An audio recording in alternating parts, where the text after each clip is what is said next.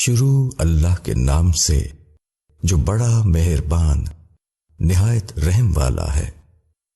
اے ایمان والوں، شراب اور جوا اور تھان اور پانسے سب گندے کام ہیں شیطان کے، پس تم ان سے بچو تاکہ تم فلاح پاؤ۔ شیطان تو یہی چاہتا ہے کہ شراب اور جوئے کے ذریعے وہ تمہارے درمیان دشمنی اور بغض ڈال دے اور تم کو اللہ کی یاد اور نماز سے روک دے۔ تو کیا تم ان سے باز آؤ گے؟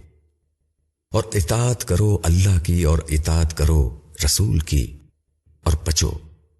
اگر تم اعراض کرو گے تو جان لو کہ ہمارے رسول کے ذمے صرف کھول کر پہنچا دینا ہے۔